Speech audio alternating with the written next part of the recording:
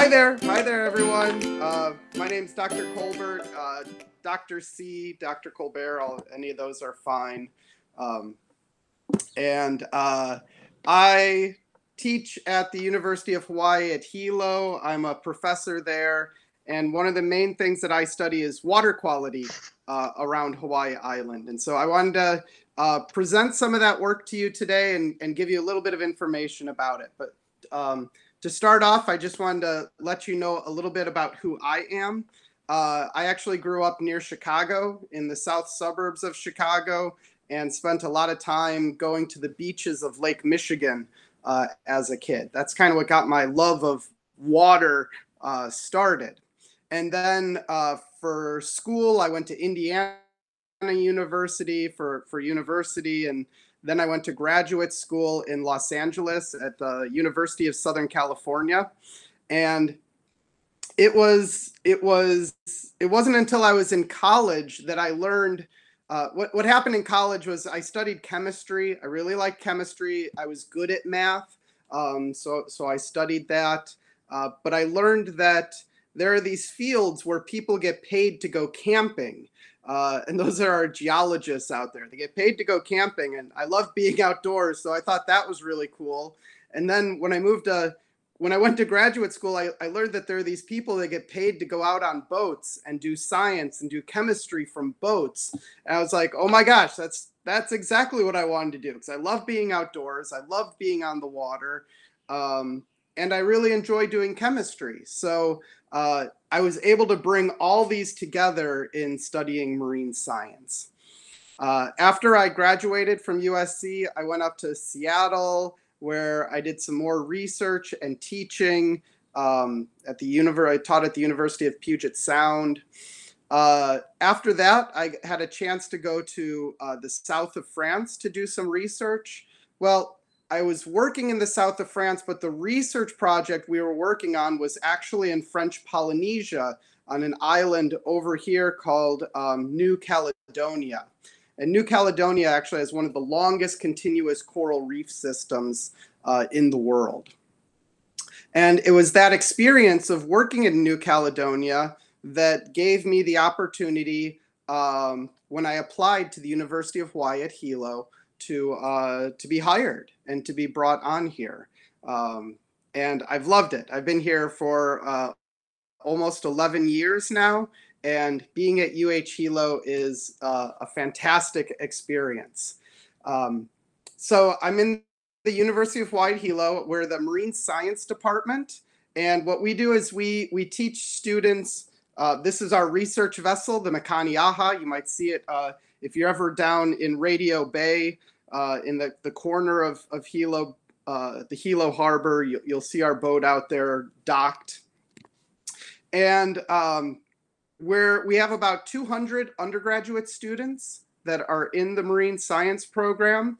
These are some of our students in our Quest class that have an opportunity to scuba dive and learn how to do science while scuba diving.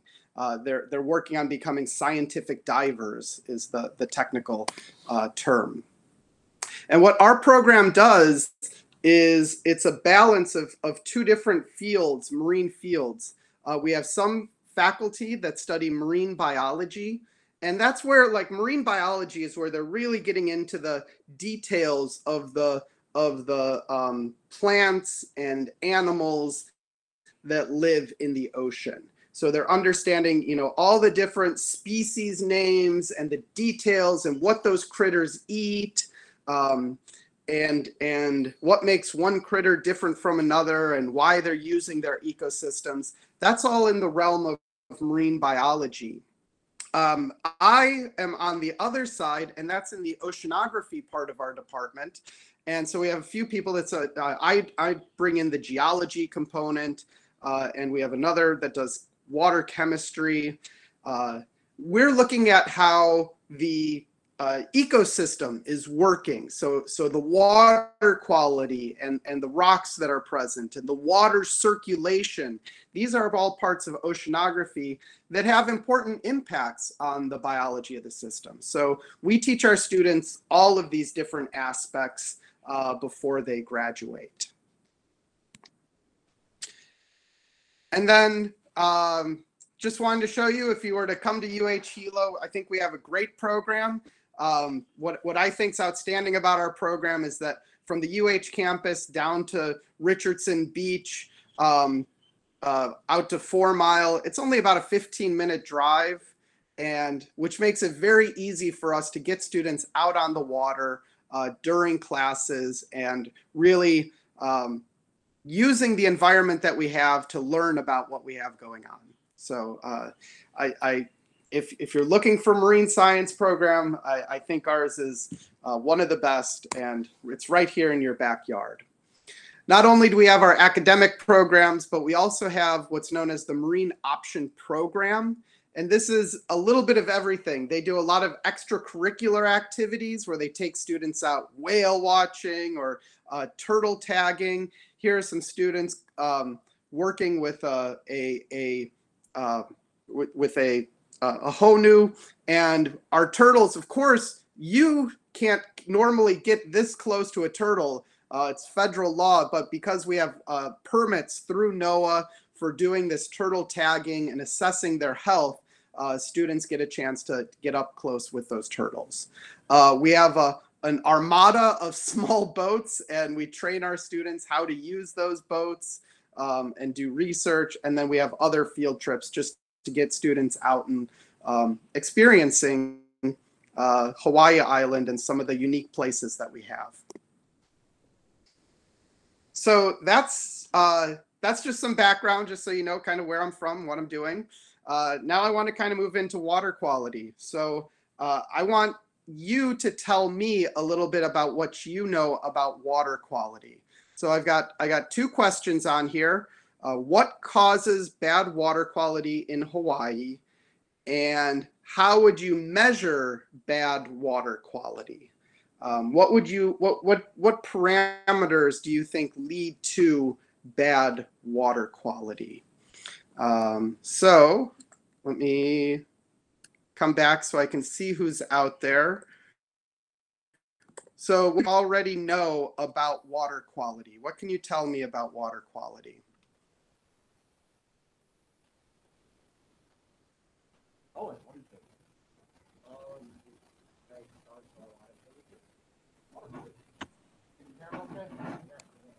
No, I can't hear anything. Uh-oh. So if you could just either you could repeat it or put it closer.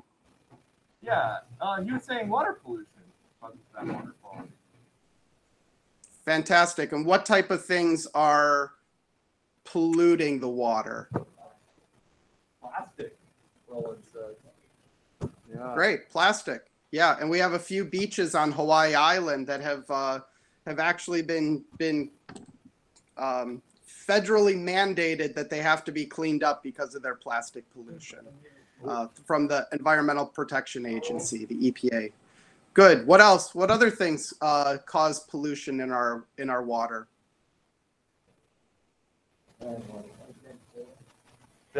What is it? Dead coral, like coral dying. Huh. Great. And so yeah. Go ahead. And so what? Any ideas what causes the coral to die? I mean, corals can die of old age too, but when they're okay, ocean acidification, is that what I heard there? The acidity of the water, absolutely, that can be having an impact. All right, let's get one more. What's one more thing causing bad water quality? Boats. Someone says. Yeah. All right, and so how can boats? I mean, boats in and of themselves may not, but what part of boats could cause pollution? Oh, okay, a leak, an oil leak potentially from the engine. Okay. Yeah, and so anytime the engines can leak, or for large vessels, they have to be fueled on the water. The oil has to be put onto them on the water. If there are spills that happen when that occurs, those are all possibilities. I just saw a picture on Facebook of a boat over in Honokahau Harbor and that had, apparently they didn't put the plugs back into the boat. And so the boat sunk in the harbor. And as the boat sunk, all those fluids, the gasoline, the oil, were released and were floating at the surface above the boat. So yeah, so you're right that can cause an issue. And those what you're saying there about boats is, that's why I have this picture here of the harbor and harbors having one source of pollution, polluting our nearshore waters. With ocean acidification, I love that topic, and if you want me back another day, I'll spend all day talking about ocean acidification. But that's caused by more from the carbon dioxide in our atmosphere, and as more carbon dioxide, you see carbon dioxide dissolves in water, making it more acidic. And so the more CO2 in the atmosphere, the more acidic our water becomes. And that's really going to be causing a problem in the next 20 years. And then the other thing that's leading to our corals dying more recently is the temperature of the water. Just that hot water that's led to some of the coral bleaching, especially that we had in 2015 and 2018 as well. All right. I had a question. Yeah, go ahead. Yeah. Can the corals collect oxygen at the same time? Could you hear me? What was that about oxygen and corals? Oh, you're saying can the corals collect oxygen at the same time? Oh, that's a good question. Because the corals are animals, they're using more oxygen than they produce. They do have a little bit of algae that grows inside them. It's called zooxanthellae. I just like saying it. That's why I say it. The zooxanthellae in the coral is an algae and produces a little bit of oxygen. But because the coral polyps are animals, they actually use up more oxygen than they produce. Our oxygen is being produced by the algae, the limu that's growing on the reef. Cool. Oh, another question. Yeah. So like carbon, the corals don't collect the carbon then? So the corals the corals do not collect the carbon, he says. He's asking. So for the corals to grow, they get their food from like two different sources. They can get their food internally because they're little farmers and they have this little bit of algae that grows on them, and they'll eat that. But they also will eat any little bits of plankton that are floating in the water. So the coral polyp, its little tentacles will sting the plankton that floats by, and it'll eat it up. And it's very interesting, depending on where you are. Some corals will get most of their energy from the algae that they grow, and their carbon is coming from the algae that they grow on themselves. But in other environments, and typically in more polluted environments, they may be getting more of their energy from the plankton floating in the water. We're actually just starting a project looking at that here in Hilo Bay. We're going to sample coral inside the breakwater and compare it to coral on the outside of the breakwater, because the coral on the inside gets all that runoff from Hilo, from the rivers, from the Wailuku and the Wailoa rivers inside the Hilo Bay breakwater. We think that those are going to depend more on the plankton in the water, and then on the outside will be more dependent on the algae that they grow themselves. That's a great question. That's something that we need to get more information on. So we're just right now starting a project looking at that. Cool. You got any other questions about water quality? Maybe you will when I get through this next section. Cool. All right.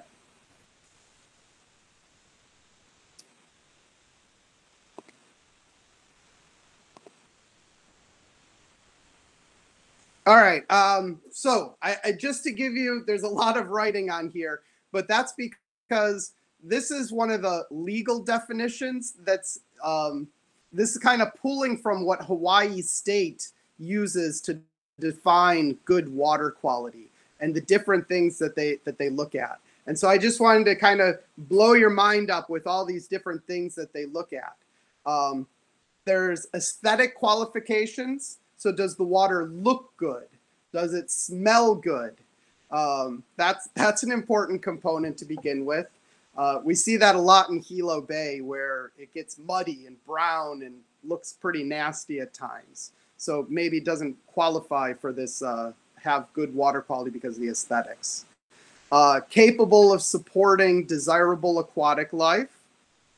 Free from substances attributed to domestic, commercial, and industrial discharges or agriculture. So the boats that we were talking about would and oil coming from boats would fit into that part of the definition. All right, so things that shouldn't be present in good water. There should be no floating material, no debris like the plastics you were talking about, no oil, no scum. There should be no excessive turbidity. And what I mean by that is when the water looks muddy or form deposits on the seafloor. The water should not produce objectionable color, taste, or odor.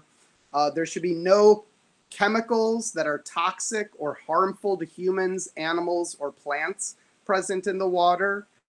And it should be, the water should not induce the growth of undesirable aquatic life.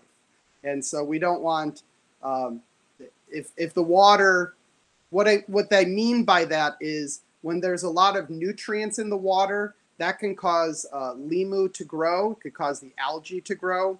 And if the algae grows out of control, it'll smother the coral. And that would be an undesirable result. Sure, the limu may be okay, but if it's smothering the coral, that's undesirable. All right, so there's when we measure water quality, there are a lot of different things that need to be looked at and examined. All right, so the first part of this talk, I wanted to talk about sewage pollution and the stuff that's coming from sewers or from cesspools that's getting out into our nearshore water. And this is a study that we did over in Puako, over in South Kohala. Why sewage pollution? Sewage pollution, it poses a threat to humans and corals. What is in sewage? Well, anything that goes down your drain in your house is sewage. So of course, we first of all think about what goes down our toilet. And within what goes down our toilet are nutrients and pathogens, is a polite way to talk about our crap that goes down the toilet. But then there's also everything we use for cleaning in the house. There's the cleaning chemicals, hydrocarbons and oils that get washed down from the kitchen sink. There's pharmaceuticals from the medicine that we and our parents consume. All that's getting into all that is part of our sewage, and that sewage leaks out into our ocean. For humans, that sewage can cause abdominal sicknesses, so stomach flu type feelings, skin conditions, blood infections. It can also impact our ecosystems. In Kaneohe Bay over on Oahu, when they dumped sewage pollution into the bay there, it led to these big blooms of seaweed, and that seaweed smothered the coral reef. More recently, this happened on Maui, and that's what the picture over here is showing. This algae growing and smothering the coral, shifting that ecosystem. When you do that, you lose your coral, you lose your coral reef fish, so we're losing those resources. So sewage pollution, it has a very bad impact both on humans and on our ecosystem. All right, so Puako. So here's our map. Here you are in Keau. Here I am in Hilo. And if we go all the way to the other side of the island, just below where Hapuna Beach is this little community of Puako. And Puako has a road that runs right along the water with homes on either side of it. And for these homes, the way they process their sewage is by dumping it into a cesspool. Actually, there's a couple different units, but the main way of doing it is by using a cesspool for disposing of their wastewater. Oh, where's my picture of a cesspool? Oh, I don't have it till later. So a cesspool, what a cesspool is, just to explain, is it's a hole in the ground. And all your crap goes into a hole in the ground that then just leaches out into the groundwater. And then it flows with the groundwater out to the ocean. Here in Hilo, this is how my house treats our wastewater. For most of you living over in the Keau region, most of your homes are also on either cesspool or maybe you have a septic tank, which does a little bit of treatment of the water. But this is a very common way of disposing of water here on Hawaii Island. The downside of it is that raw sewage can flow directly into the shoreline.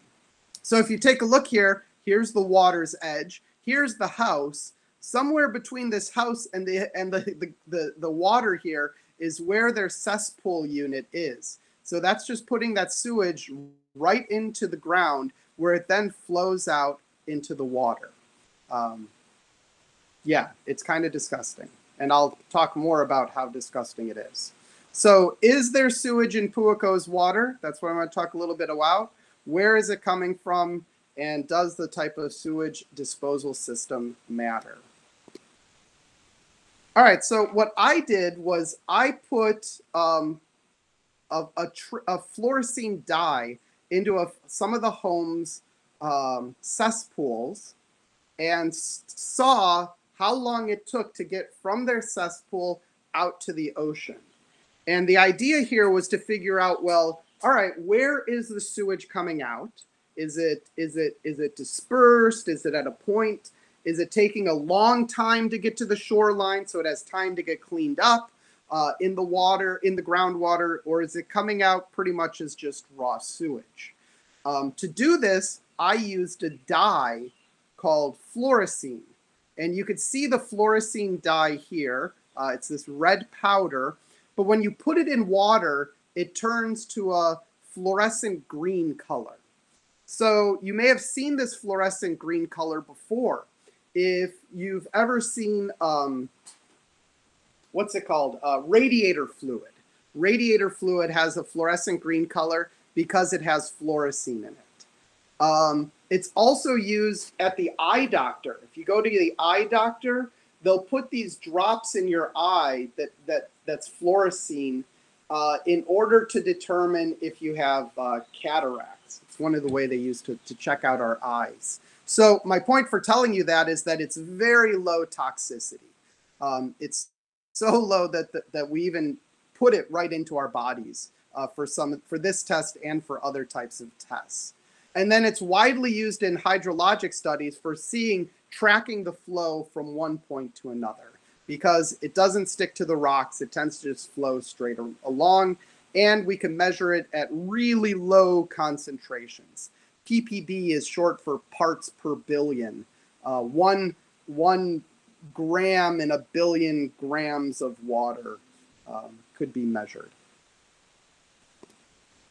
All right, and then the way we measure this, we collect water samples, and then we need a way of, although sometimes I can see it, sometimes it's really light, and you need to be able to put a number for how fluorescent it is. So to measure this, we use a fluorometer. And this is a picture of our fluorometer that we have in our lab. You can see the screen here for reading out the data. And the sample that's in here right now had a value of 67. The sample is input over here on the left side. And what we have here on the left side is two different things. And I have a cartoon of it here in this picture. There's a light source, so a really bright light bulb that shines light through a filter. And specifically, because this is a fluorometer, it's actually shining ultraviolet light. So ultraviolet light is like a black light, if you've seen those before. So the ultraviolet light shines through here, and there's a filter, so only one color gets through. One wavelength of ultraviolet light gets through here. And our sample is held in the middle here, shown in pink. And then at a 90-degree angle, at a 90-degree angle is a detector. And that detector sits past a filter. So there's a filter that only lets, let's say, red light come through here and then record that. And then however much light is produced is going to be detected here. So fluorescence, what it is there's fluorescein, the chemical, will actually, when it's hit with ultraviolet light, will produce light at a different color. And so in this case, it's like a red light that's being produced and being detected here. So the higher the concentration of fluorescein present, the bigger the number that's recorded on the instrument here. So it's a pretty easy measurement to make. And it allows us to then figure out how much fluorescein there is in the water that comes out. All right, so this is an example of a worst case scenario that happened over at Puako. This is not what I wanted to see.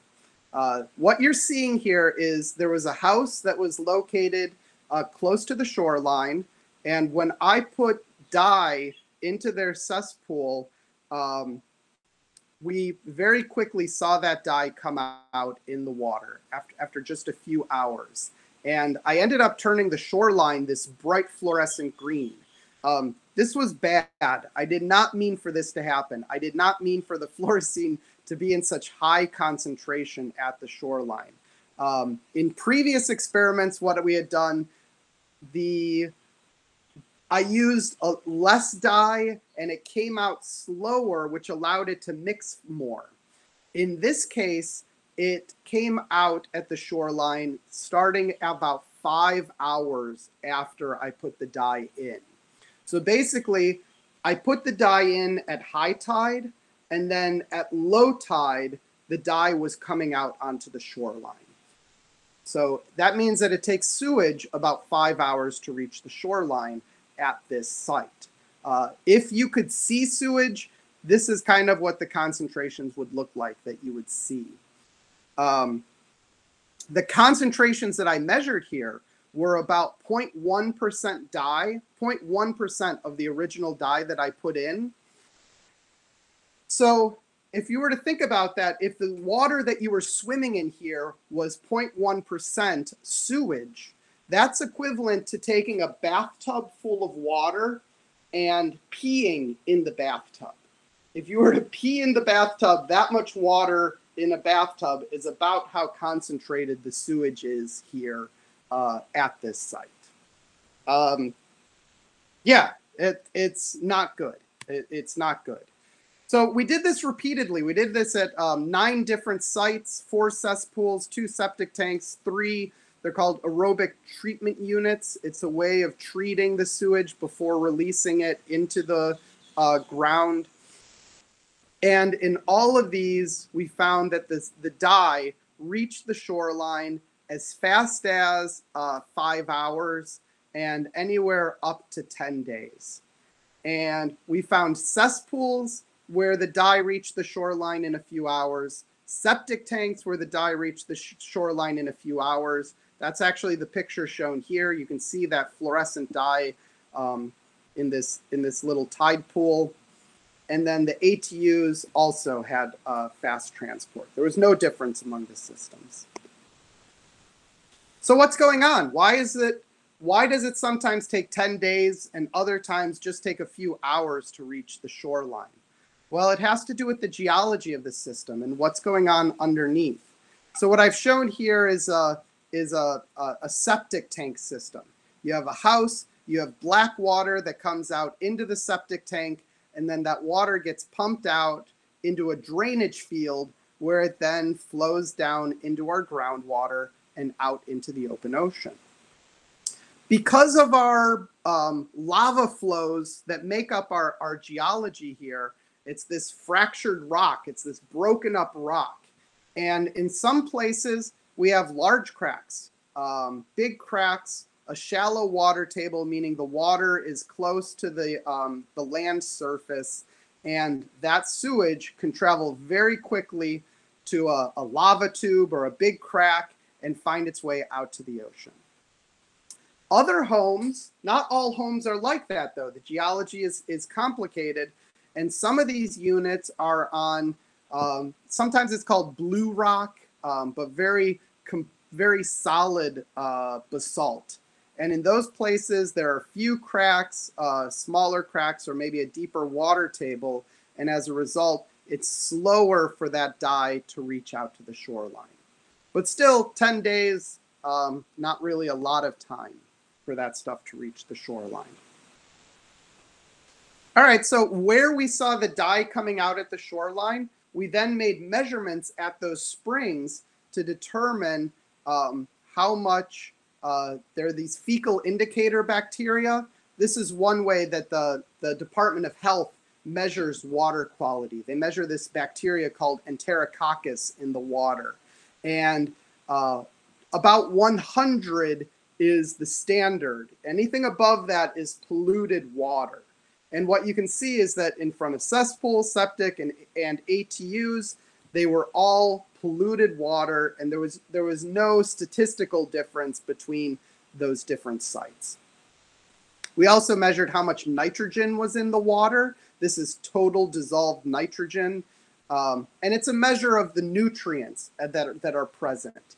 And typically you want this number to be very low, but instead it was very high, and it was high at all of our sites. And with no difference. So it didn't matter what type of treatment unit we used. There was still a lot of sewage present in the water getting out. All right, so when we look at sewage, I just want to put this into a framework for the rest of Hawaii Island. When we look at the nitrogen, it turns out that there's an isotope of nitrogen. There's two different forms of nitrogen, nitrogen 14 and nitrogen 15. And there's a lot of nitrogen 15 in sewage. And so if that nitrogen from sewage, it'll actually be taken up by limu. The algae in the water will take up that nitrogen 15, and we can use that as a marker of how much sewage is present in our water. So here's Puako, the Puako shoreline, and we find some places that have very low nitrogen 15 and other points where there's really high nitrogen 15. So it's not, these are the places where more sewage is getting out into the water. So the south part of Puako, lots of sewage getting out. Also at the very northern end of Puako, lots of sewage getting out. So we went all around Hawaii Island collecting algae to look at how much nitrogen 15 there is in the algae at these different places. So here's our map of Hawaii Island and all these different locations that we sampled. And what we find for Puako is that it had the highest nitrogen 15 values. That it was a little surprising that it was the only site that was so high, but there it is. Puako had the highest values, the most sewage pollution present in its waters.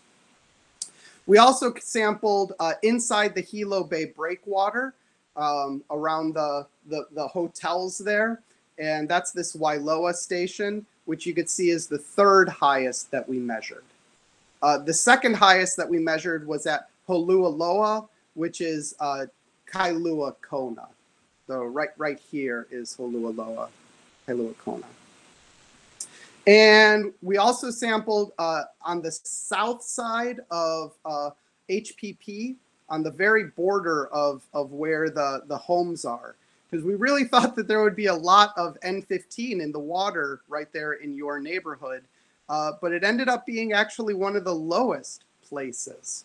And it's kind of interesting. We're not sure why this is. It may be because of remnants of sugarcane production in the past, but it's a bit of a conundrum why this value is so low. And we'd really like to do more research in your neighborhood to better understand what the nitrogen 15 variability is and sewage inputs are along your shoreline.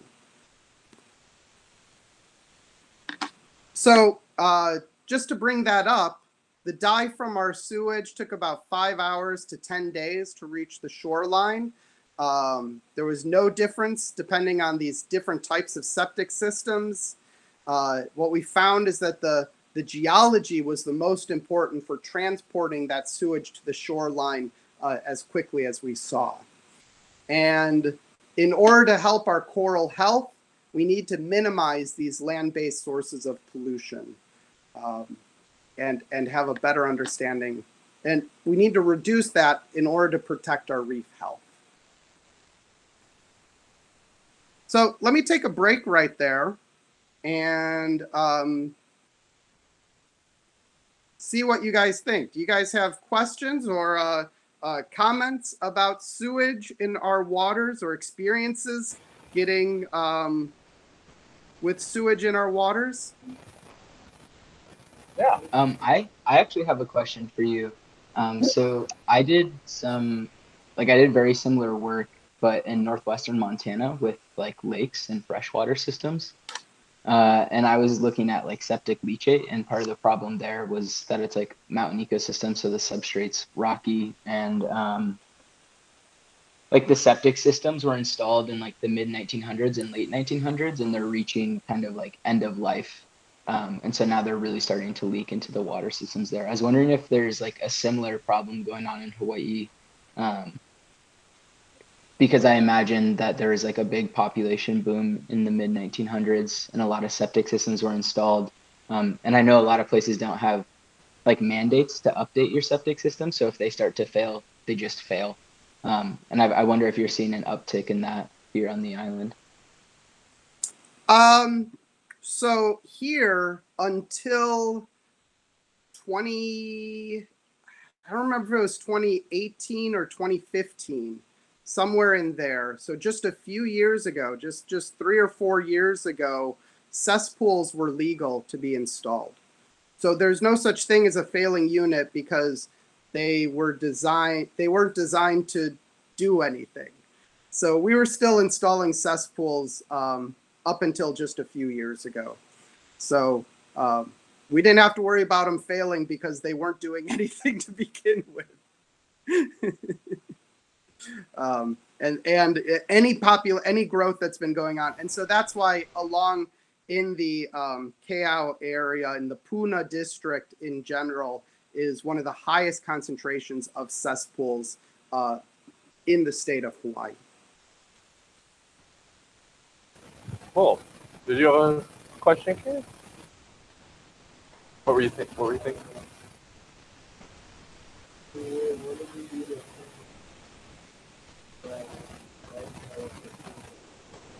Oh, yeah. What kind of work's being done to clean the sewage, sort of just preventing it in the first place? Is that possible? Yeah. So what I didn't mention what I forgot to mention with this study is that it was the community that came to us that was concerned about this issue, and they thought that the sewage was getting into their system, into their waters, but they needed data to support it. And we did the research to support that data. And then they used that data to go to the state and tell them, hey, look, our water is polluted. And they went to the county of Hawaii and said, hey, look, our water is polluted with sewage. We need to do something about it. And just last month, so we began this in 2013. Here we are 9 years later. and the county of Hawaii and the state of Hawaii have put in almost $2 million this year to start planning for a sewage treatment plant for that community. So they're going to do the plans and the environmental impact statement to put in a sewage treatment plant in that area.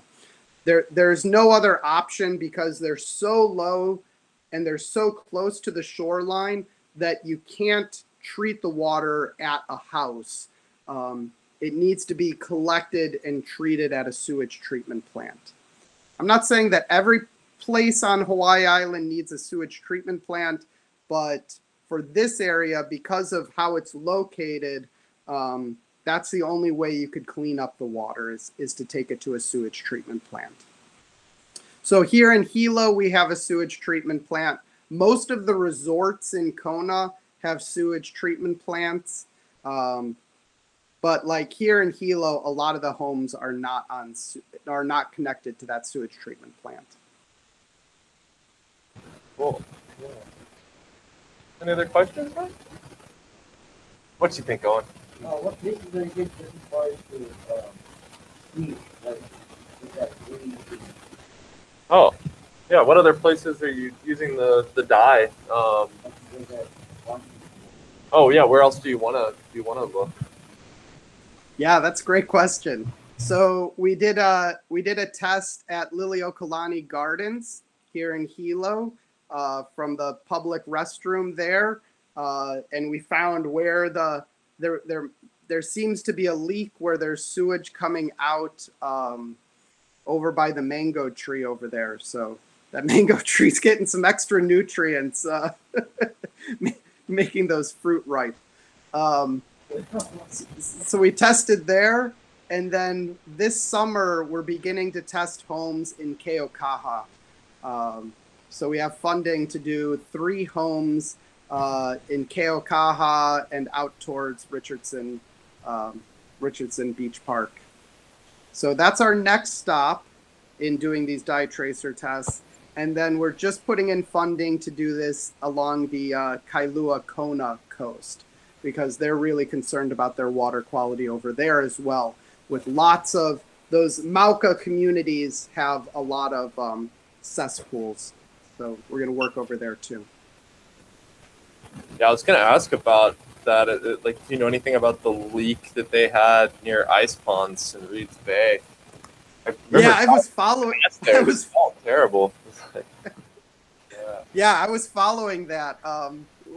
What I was trying to fit. So what happened there was a sewage pipe, and they were doing road work, and the heavy machinery, boom, punctured the pipe, and it was pressurized. The crap going through the sewage line was pressurized, and I did the calculation to try to figure out how much of a geyser of sewage it would have produced, and it probably was spraying up maybe a foot, which is just, disgusting. But yeah, that sewage, that was one of these sewage spills that then went right into the area there, and it had all these different pollutants in it. We didn't need to do a dye tracer test for that one, but it's then understanding, well, how does that get mixed offshore and eventually removed from our system? We do have, a lot of the homes right along the shoreline in Hilo and in Keaukaha are connected to the sewage treatment system. But once you go just a few streets back, those are still on cesspool. Wow. Yeah, I'm curious about my house. I live in Wainaku, just like right by the bridge. And I've heard historically it just was a cesspool or even like a pipe straight into the river. The house is like 130 years old. And I guess at some point they built like a pump to be able to pump it up to the street level and into the city system. But I kind of have my doubts if it all goes, or I don't know. Some of that's ancient plumbing. It's like, man. Yeah, so there's going up Wainuiʻinui Avenue to the hospital because the hospital is connected to the sewage system and coming down there. So it is possible, but you're absolutely right. In the past, all those homes along the river had just pipes that went out into the river, and that was the main disposal. There was even a pipe that ran down Wainuiʻinui Avenue and straight out into Hilo Bay. So right at there's the Singing Bridge and there's the little lighthouse right there. At that point, there was also a sewage line that went out into Hilo Bay. It was very bad for water quality. They ended up having, it would make the water there stink, and there were fish kills that would happen because the water would go anoxic there. The sewage, as the sewage rotted away, it would use up all the oxygen present and lead to those die-offs. Yeah, that reminds me. I was curious if you know much about the progress on. I've heard like plans to try to open up another hole in the break wall to have better circulation in the bay. That keeps getting delayed. But what do you know about that project? Yeah, there's it's gone in steps. Like this started back in about 1980 was the first report done looking at that type of issue. And then again in the early 2000s, there was a computer modeling study that was done by the Army Corps of Engineers. And then they're right now working on another report kind of assessing whether or not that would be whether or not it would be a good thing to do. And it's balancing two things. One is the safety of the boats that come into our harbor. You know, there's so much, most of the shipping for the island and all of our oil and gas, that all comes in through Hilo Harbor. So you want to make sure those vessels are protected. And the breakwater there is essential for protecting those. At the same time, the water quality in Hilo Bay is junk. There's our standards, the state standards for water quality in Hilo Bay, they fail for how dirty the water, like particles, mud in the water. It's turbidity is the technical term. The turbidity of the water, it fails for chlorophyll A, which is a measure of how much plankton is growing in the water, sometimes nutrients. And part of the reason the water quality is so bad is just that it doesn't get flushed out fast enough. So if they were to open that break, it would flush the water out a little faster. Yeah, what's the question? Oh, yeah. Well, let's be talking about the break wall. Why can't we have like little opening tubes underneath the brick wall so like it can just come in and out instead of like breaking down the whole wall? Could you hear that? That is an awesome idea. That I wish they would consider that, you know? If you were to, why not create an underwater tunnel that allows the water to move? That's cool. That's the kind of out of the box thinking that the Army Corps of Engineer needs. And when they eventually put this stuff up for community comments, and that would be a good time for presenting that kind of stuff. I love that idea. That's great. Yeah. Awesome. Hey, what time are we POW here? At I guess it's 28 after, right? Yeah. I get confused. Yes. So just oh no, 10:40. No, so we still have 15 minutes left. Oh, okay. So first of all, any other questions about the water quality issues? No. All right. Let me Am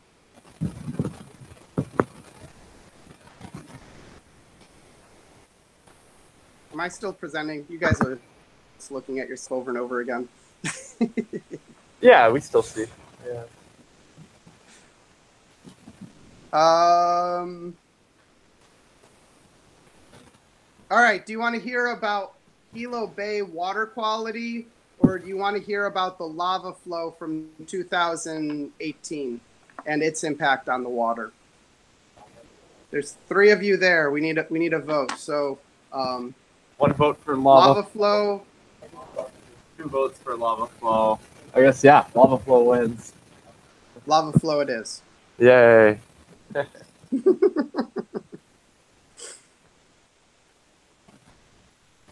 All right, you guys got to live through a pretty exciting time with the lava flow going into coming down and destroying your communities.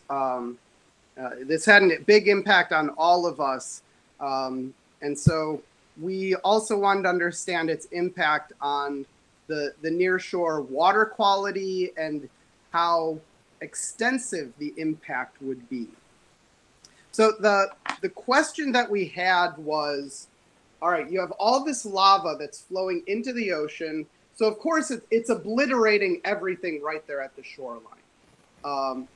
But is it then flowing down the coast? Because we know that there's this current that flows along the Puna coastline from Puna to Kau. To Kau. So flowing to the south towards South Point. And the worry was that that water with all of its heat, all of its sediment in it would be affecting ecosystems farther to the south. So we went out to analyze this. We did it in 2 different ways. All right, so here's a couple pictures of what happened. Here's the Kapoho, the ocean entry at Kapoho, as that lava flow first started to flow into Kapoho Bay. Here's the map showing where we had the eruption happening in Leilani Estates, the lava flow coming down, and eventually this whole area is covered in lava. One of the remarkable places that was obliterated by this lava flow or taken by this lava flow were the Waiapai Tide Pool Marine Life Conservation District.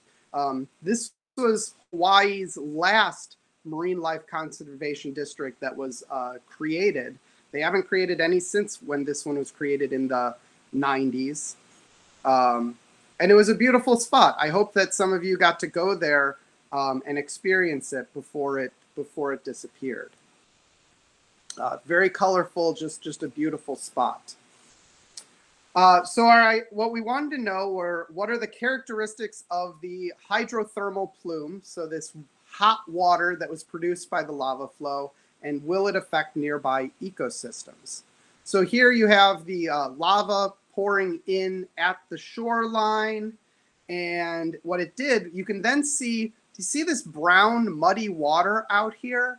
So that's basically the plume. When I'm talking about the plume, it's this muddy hot water that's being transported away. And there's this really cool feature of it. You see how it's almost a line right here with clear water on one side and muddy water on the other side. It's very abrupt where that boundary occurs. All right, so most of this work we did in collaboration with a group over on the Kona coast called Liquid Robotics. So Liquid Robotics is based up in Kauai Harbor. They're partly based there, and then they have other offices in California. Liquid Robotics is now owned by Boeing, like as in Boeing airplanes, like a Boeing 747. That's the company that owns Liquid Robotics. So Liquid Robotics makes a wave glider, and you could see it here floating at the surface. It's about the size of a stand-up paddleboard. It has solar panels on the back and on the front for collecting, for charging its batteries. And it has antennas on here and a weather station for transmitting data back to shore. It can use satellite telemetry. So basically call a satellite and send the data back to shore. So you get real-time data of what's going on with the water conditions where this boat is. It also has a little camera on it for taking pictures and as well. Now, when you look at it from underwater, that's the picture being shown here. What you see is here's the stand-up paddleboard. Here I am swimming in the water, and it's tethered coming down, and this is coming down about 15 feet. Is this? They call it a submarine because it's underwater, and it has these wings on it. And the way the wave glider works is as a wave pushes the wave glider up, this whole thing gets pulled up through the water, and then the wings on it allowed it to glide back down. And it glides back down and pulls the surface board along. And then the next wave comes, it lifts it up, and as the wave goes down, this sub pulls the wave glider forward. So it can travel at about 1 to 3 miles per hour. So it's not moving very fast, but it is moving. And it doesn't matter what the waves are doing, as long as there's just a little bit of wave action is enough to drag this wave glider around in the ocean. So the point being is that it is it's very well. It doesn't use fuel. It doesn't use gasoline. It doesn't use power. It doesn't use solar power to run it. It's just being pulled along by the power of the waves. So it can go on infinitely. The solar panels that are on here are for running the electronics, the communication system, and the instruments that collect the data. All right, so here's a few pictures of, on one day we went out on the boat to kind of collect some additional data while we were out there. And it was an incredible day. It was incredible to see it, the lava flowing into the ocean. Here you can see some of the red lava as it's pouring down. That lava would then go under. It would sometimes follow lava tubes into the water, and sometimes those lava tubes would break apart, creating explosions that would happen along the shoreline. It's very dangerous if you got too close. We made sure to stay pretty far offshore.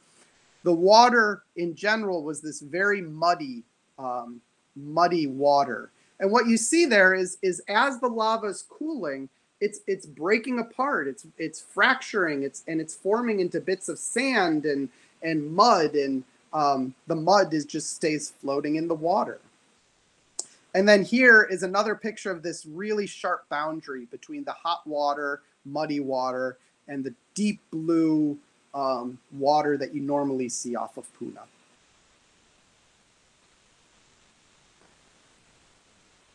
All right, so this is a little animation, and what you're seeing here is this little snake, which is the wave glider and the path that it took.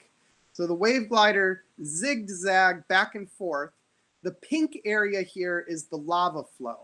So the lava flow is shown in pink, and the zigzag is the wave glider doing surveys of water temperature. All right, so water temperature, 26 degrees is pretty warm, is typical summer temperatures. 26 to 28 degrees is the ocean temperatures off Puna typically during the summer. And so these temperatures going warmer than this, so that's so 30 degrees, 25 degrees is about 80, 30 is getting up to 90, 40, we're getting up over 100 degrees Fahrenheit for the hottest temperatures. So what you see is when it's nowhere near the lava flow, we have the coolest temperatures, and then we're getting into some of these higher temperatures as we go through here. So the maximum temperature that we measured by the wave glider was 41.5 degrees Celsius. Up here, we went by on a boat and we measured temperatures up to 46 degrees Celsius. That's really bad in a boat that has an engine that's water cooled, because you're then trying to cool your engines with water that's really hot. We needed to make sure to get out of those conditions really quickly. We found that the warmer water was saltier, just had more evaporation going on, as that lava is hitting the water, it's evaporating the water. Those big clouds that you see is clouds of steam that are coming up as the water is boiling away. Well, the water boils away, but the salt is left behind. So the water was more salty for what was left behind. That water was acidic. The minimum pH, the lowest pH that we measured was about 7.4. I shouldn't say that the water was acidic. I have to be more careful because a pH of 7 is actually neutral, and anything less than 7 would be acidic. 7.4 is greater than 7, so this is, it's not acidic, but seawater tends to be a pH of around 8. So it's more acidic than seawater. Sorry, I've got to be careful how you say that. And then below 40 degrees Celsius, the turbidity was proportional to the temperature. So in most of this range, you could actually look at how muddy the water was, and it would give you a pretty good estimate of what temperature the water was. All right, and then here, what I want you to see is that on some days, there's only a little bit of blue and green. And on other days, the red and yellow colors are extensive. So each snapshot here is a different day of data that was collected. And the point being is that how much lava was entering the ocean, it fluctuated through time. And some days there was very little lava flow going into the ocean, little effect. And on other days, like the day when we actually went through with the boat, and you see that path here, there was a lot of activity. There was a lot of lava flowing into the ocean. You would get these pulses of lava flow that would go into the ocean, and that would show up. The other thing I want you to see from this is that when you look on the margins to the south and to the north, you find that the temperatures are usually pretty cool. The temperatures are usually pretty cool to the south and to the north. The water isn't being washed down the shoreline and isn't having much effect very far away from the lava flow in the near shore water. That's good for these coral reefs down here. They were not as impacted as we worried about. Instead, what was happening was the hot water was flowing at the surface and moving offshore, and cool water from deeper was coming up to the surface. You had this cool water that was coming in, and also from the sides, cool water coming in that was then heated up and moved offshore. So the flow of water tended to be offshore instead of down the coast. So from this study, what we found here, you could see that steam being generated. The wave glider was an incredible way of doing this and collecting this data safely. Changes in thermal, how much temperature there was, how hot the water was, occurred daily depending on how much lava was coming into the water. And we have some additional work that we still need to do on this project to get this published. So we're almost out of time, so I'll stop right there. And you guys have any questions about the lava flow and its impact in Puna? No question. Yeah, pretty amazing. That wave glider is amazing. That's so cool. Amazing how efficient it is, and then it can cover that much ground in a day and without a motor. That's pretty clever. Yeah, so we set up the grid that the zigzag pattern it would cover. We had to set that up so we would be able to do that much in about one day. Oh yeah. And there are folks over in Kona that they can control it in live, and so they were always worried that we were going to hit some really hot water or. Oh. You don't know how much lava is filling in below you, so you don't know how the shoreline is changing during that time also, and the water may be getting too shallow for the wave glider to operate. Oh, man. Yeah. Incredible. Well, thank you so much. Really appreciate it. That was an awesome presentation. Yeah. Super. Thank you. So, yeah, it was great to meet you guys. And if you ever have any questions about water issues around, feel free to contact me.